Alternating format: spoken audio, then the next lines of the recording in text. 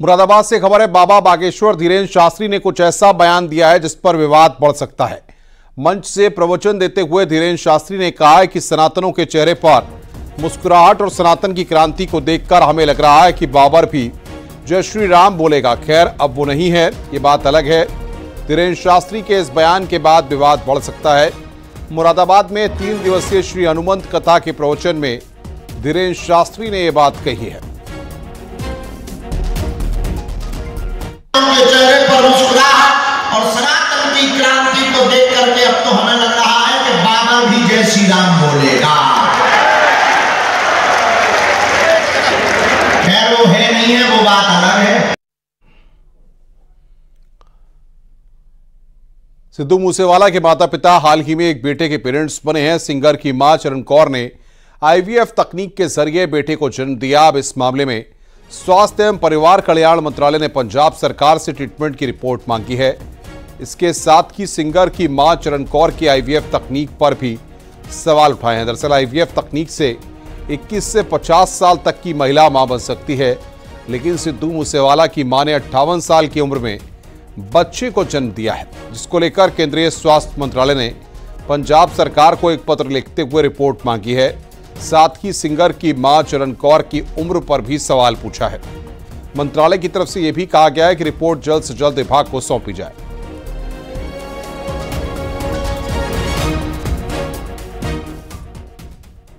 ललितपुर के रुकवाहा गांव के पास ट्रैक्टर और बाइक के बीच भीषण टक्कर हो गई। हादसे में बाइक सवार 2 लोगों की मौत हो गई।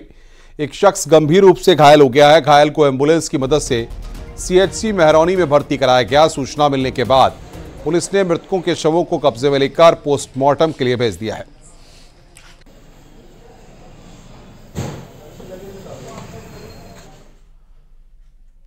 लखीमपुर खीरी के दुधवा टाइगर रिजर्व के बफर जोन के मैलानी वन रेंज के पास बाघ ने किसान पर हमला कर दिया। खेत में गन्ने की कटाई कर रहे मजदूरों पर 2 शावकों के साथ बाघिन ने हमला कर दिया। मजदूरों के शोर मचाने के बाद बाघिन एक शावक को साथ लेकर जंगल में भाग गई, जबकि बाघिन का दूसरा शावक गन्ने के खेत में छुपने लगा। मौके पर मौजूद मजदूरों ने वन विभाग की टीम को सूचना दी।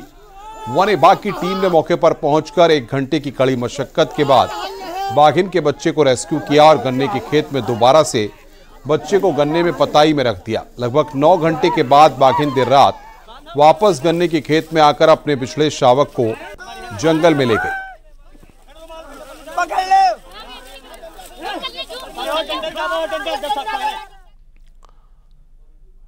कासगंज में शराब के नशे में धुत सिपाही का हाई वोल्टेज ड्रामा देखने को मिला है।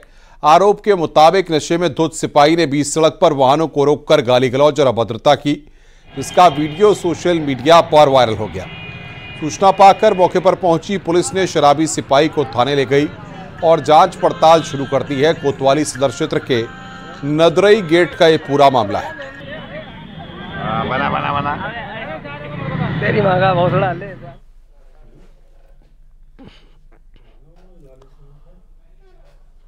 लखीमपुर खीरी के दुधवा नेशनल पार्क में सैलानियों को रोजाना बाघ और जंगली जानवरों के दीदार हो रहे हैं। पार्क में सफारी करने आए सैलानियों को उस समय रोमांच से भर दिया जब एक भालू को जंगल की घास में सैलानियों ने खड़ा देखा। जिप्सी रोककर सैलानी वीडियो बनाने लगे। इस दौरान एक बाघ भी निकल आया।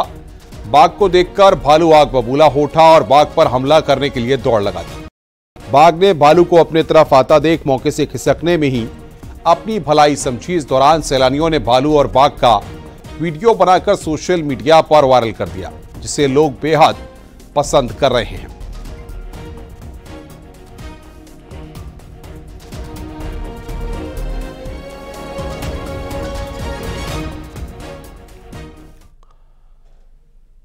सहकारिता मंत्री JPS राठौर ने न्यूज 18 से बातचीत में कहा है कि देश में बीजेपी के पक्ष में लहर चल रही है। देश की जनता बीजेपी के साथ है। लोकसभा चुनाव में बीजेपी की प्रचंड जीत होगी।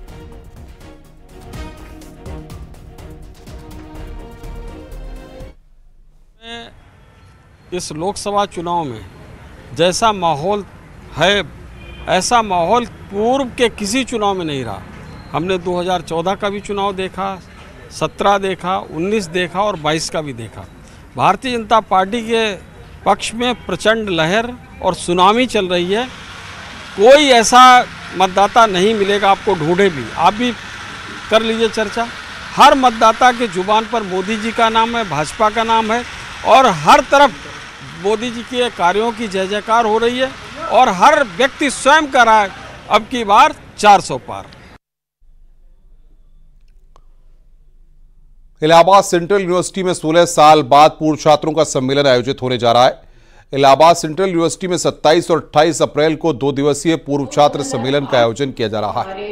इससे पहले 2008 में पूर्व छात्र सम्मेलन का आयोजन किया गया था। एक जो रोचक फैसला लिया, 27 और 28 अप्रैल को हमारे सारे पूर्व छात्र एकत्रित होंगे। इतने सारे हैं कि हम उन सबको एकत्रित नहीं कर सकते, इसलिए हमने 1996 की कैपिंग कर दी है। 1996 के पहले जितने छात्र हमारे रहे हैं, छात्र छात्राएं, वो आ सकते हैं। तो वो किसी भी उम्र के हों, वो रिटायर्ड हों, वो काम कर रहे हों, और शनिवार इतवार का दिन रखा गया है इसलिए कि सब उसमें शामिल हो सकें। जो लोग अभी काम भी कर रहे हैं वो भी शामिल हो सकें। लोकसभा चुनाव को शांतिपूर्ण तरीके से संपन्न कराने के लिए वाराणसी में कंट्रोल रूम स्थापित किया गया है। यहां 24 घंटे निगरानी के लिए शिफ्ट वाइज ड्यूटी लगा दी गई है। वाराणसी के विकास भवन में एक कंट्रोल रूम स्थापित किया गया है। पारदर्शी चुनाव संपन्न कराने में ये कंट्रोल रूम महत्वपूर्ण भूमिका निभाएगा। यहां 3 टेलीफोन कनेक्शन लगाए गए हैं। 1950 नंबर जारी किया गया है, जिस पर किसी भी प्रकार की जानकारी, वोटर लिस्ट में नाम का परेशानी और आदर्श चुनाव आचार संहिता के उल्लंघन की शिकायतें दर्ज होंगी और 24 घंटे के अंदर उनका समाधान किया जाएगा। इसके अलावा यहां सोशल मीडिया और न्यूज चैनल्स और अखबारों के कंटेंट पर नजर रखी जा रही है।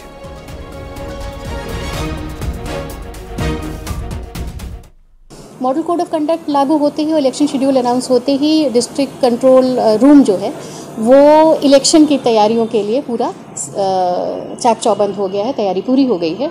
यहाँ कंट्रोल रूम्स में 3 हम लोगों ने विभिन्न प्रकोष्ठ में उसको बांटा है।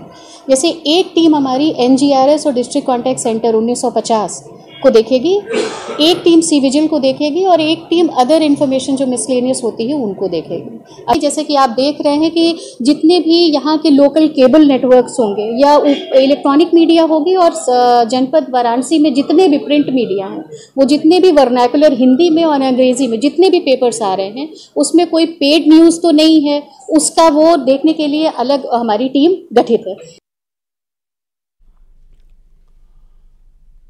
रुक रहे हैं यहां पर एक ब्रेक के लिए। खबरों का सिलसिला लगातार जारी है। आप देख रहे हैं न्यूज़ 18 उत्तर प्रदेश उत्तराखंड।